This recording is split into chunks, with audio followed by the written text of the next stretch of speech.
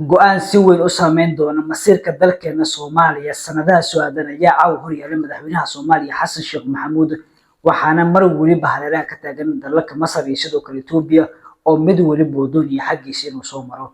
Waxaan ku hayaa qarankeena oo birri go'aanka madaxweyne Xasan Sheekh Maxamuud uu qaado uu hagi doono ama uu markaasi jaangoyn doono ku dhawaad 60 ama 50 sano soo aadan. Dhammaantiin soo dhawaada hayo wanaagsan meel lagu joogtaan. madaxweynaha jamhuuriyadda federaalk ee Soomaaliya Xasan Sheekh Maxamuud sida ka waraysan waxa ku sugan yahay magaalada Addis Ababa caasimadda waddanka Itoobiya halkaas oo uu gaaray maalinimadii shalay. maanta waxa uu ka qayb gashay arrimaha cimilada looga hadlayay waxaana uu ka jeediyay khudbad muhiim ah taas oo madaxweynuhu ku sheegay in Soomaaliya ay ka mid tahay wadamada ugu yar ee dhanka isbeddelka cimilada in la wasaqeeyo ama cimilada in dhibaato loo geysto. Soomaaliya wadamada ugu yar ku jirto sidoo kale dhanka kale ay tahay mid ka mid ah wadamada ugu badan ee wajaho dhibaatada ka dhalata isbeddelka cimilada. waxa uu sheegay madaxweyne Xasan Sheekh Maxamuud in dad ka badan 7.9 milyan oo qof oo Soomaali ay saameysay abaarihii ugu dambeeyay isbeddelka cimilada ay sababeen. intaas waa madaxweynaha iyo sidoo kale safarka uu ku joogo Addis Ababa ee wixii uu qabsanay maanta iyo sidoo kale caawa. madaxweyne Xasan Sheekh Maxamuud caawa waxa telefoonadiisa aanan ka bixinin dalalka Masar iyo sidoo kale Itoobiya. labaduba waxay ka doonayaan in madaxweyne Xasan Sheekh Maxamuud go'aankiisa xaggooda uu marsiyo.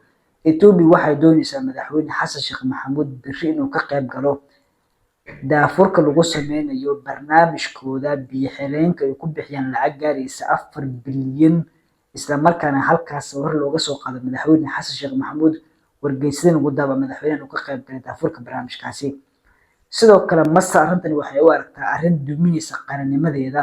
Soomaaliya waxay doonaysaa inay noqoto mid ka mid ah wadamada ay ku duuli doonto si uu muujiso Itoobiya xadgudub inay sameysay.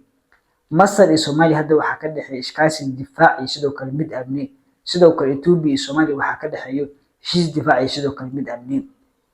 garabka oo biri la saftay madaxweyne Xasan Sheekh Maxamuud waxay noqon doontaa saameyn weyn oo wax u goyn doonto cidii biri madaxweynaha la safto. haddii madaxweyne Xasan Sheekh Maxamuud uu ka qayb galo barnaamijkaasi waxaa laga yaabaa saameyn ay ku yeelato iskaashiga kala dhexeeya Masar.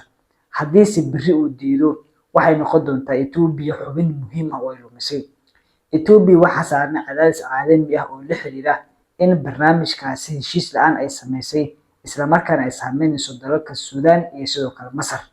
laakiin haddii inta badan dalalka Afrika Itoobiya halkaasi ay geyso waxay u noqonaysaa arrin weyn oo ku doodtagi karayso isla markaana ay muujinayso in dalalka Afrika arrinkan ay raali ka wada yihiin halka biyo-xireenka laga sameeyay uu yahay Itoobiya gudaheeda oo Afrika ah. biyo-xireenkan waxa uu koronto sii karaa gudaha Itoobiya iyo sidoo kale dalalka dariska lahaba.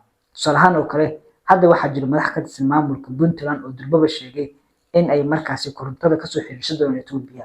sidoo kale mas'uul Puntland waxa uu sheegay in lacag $100,000 oo ku maalgashtay heshiiska markaasi biyo-xireenkaas Itoobiya ay sameynayso. sidoo kale Puntland waxay sheegtay in ay markaasi dhawaan internet u xiriiri doonto Itoobiya oo ka mid ah wadamada Afrika internetka ugu liita.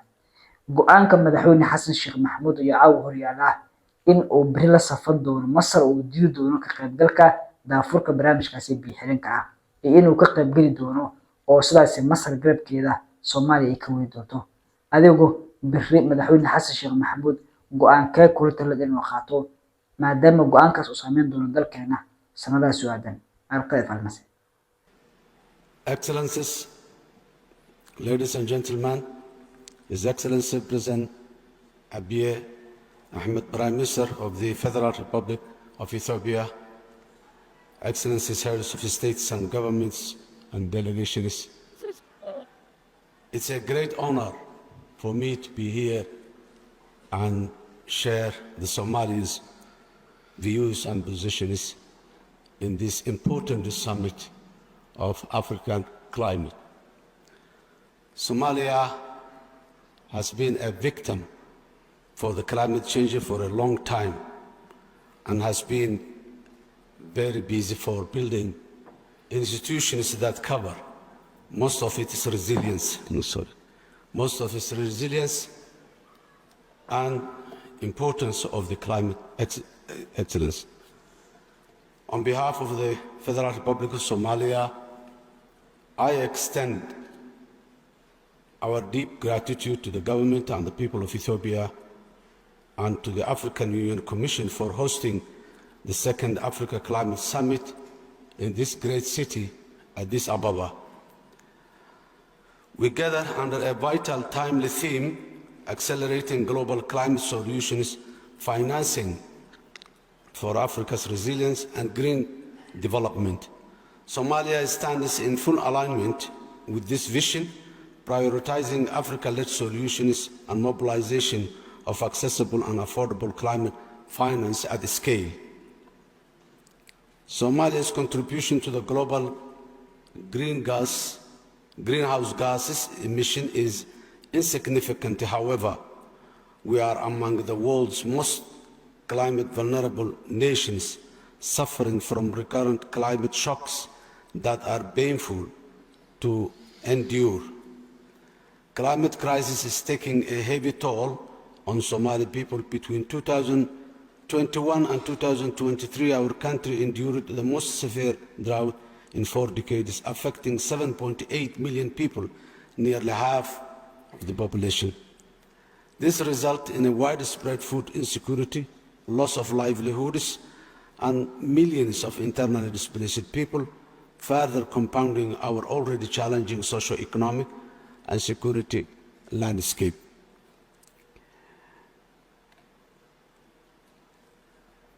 Excellencies, ladies and gentlemen, priorities anchored in the African agenda, the Nairobi Declaration of 2023 during the first African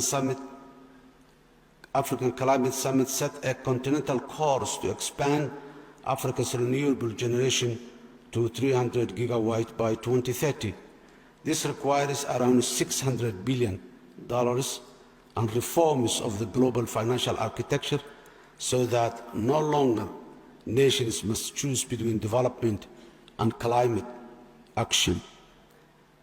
It's also called for operationalization of the loss and damage fund and elevating Africa's role in integrity-based carbon markets. Somalia stands firmly behind this agenda.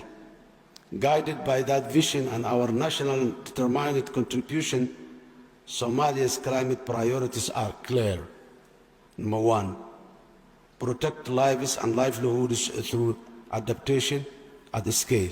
Our NDC 3.0 estimated $6.3 billion is needed for adaptation in 2025-2035, covering a climate-smart agriculture and livestock, water security, health, disaster preparedness, resilient human settlement, coastal protection, fisheries, clean energy access, and rangeland restoration.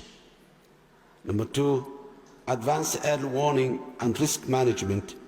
We are working with the World Meteorological Organization and partners to strengthen hydromet and early warning services aligned with the UN's early warning for all by 2027 initiative. In this regard, Somalia is also in the process of establishing its National Meteorological Office, which has already been endorsed by the Cabinet and is now awaiting approval by the Parliament. Number three, accelerating affordable energy. Electrification remains too low and too costly. Electricity access in Somalia is below 50%, with pronounced urban-rural gaps. Somalia will expand decentralized renewable energy